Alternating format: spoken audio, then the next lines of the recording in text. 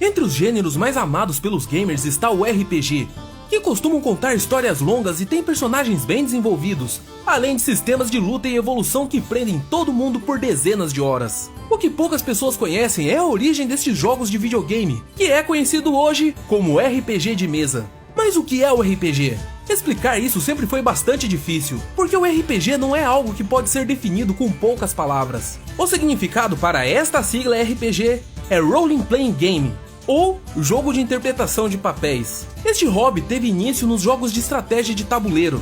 Um grupo de jogadores mudaram tanto o sistema desses jogos que eles acabaram publicando em 1971 o The Fantasy Game, o primeiro livro que ensinava a rolar aventuras deste tipo, que alguns anos mais tarde viraria o hoje tão conhecido Dungeons and Dragons. Com as informações desses livros, os jogadores podem criar seus personagens distribuindo pontos de status e perícia, saber quanto cada arma que eles usam podem causar de dano e estatísticas para as magias. Para o líder chamado de Dungeon Master, ou simplesmente mestre, ainda tem muito mais conteúdo, já que é ele quem comanda todos os outros personagens e inimigos que aparecem pelo caminho. Então imagine que uma partida de RPG é como Dragon Age, não aquele ruim, o primeiro que é legal.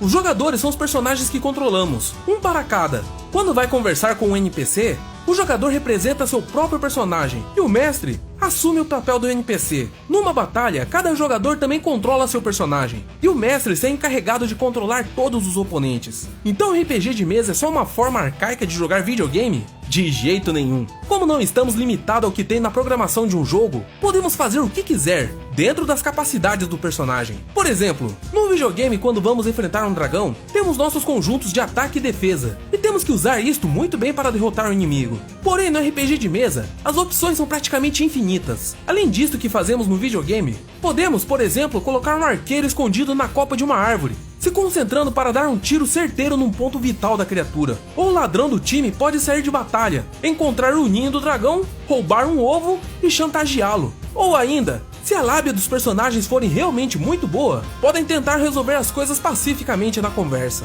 Tudo o que podemos ou não podemos fazer é limitado simplesmente pela criatividade e pelas estatísticas dos personagens, marcadas em suas fichas. Para saber, por exemplo, se acertamos um golpe ou não, rolamos um dado e comparamos o resultado com o valor da nossa perícia e a defesa da vítima.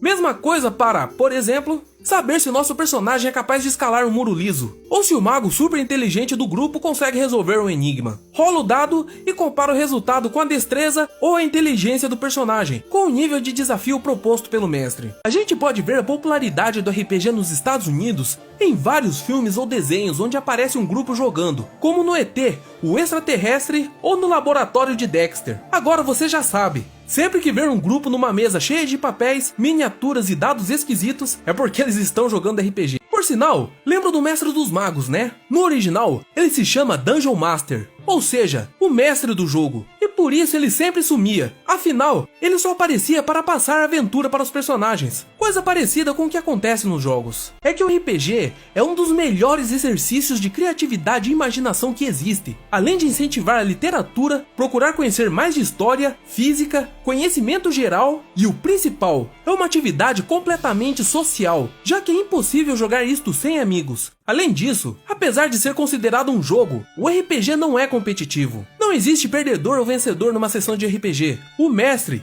tem que criar um desafio justo e interessante, e os jogadores se unem para encarar a campanha. Completando ou não a missão, não conta como se o mestre tivesse ganhado ou perdido, pois seu papel é só rolar a aventura. Como qualquer outra mídia, tem jogos voltados para todas as idades, alguns que focam nas crianças e outros para o público adulto. Deixa sua opinião aí nos comentários e diga aí também o que você acha deste tipo de jogo.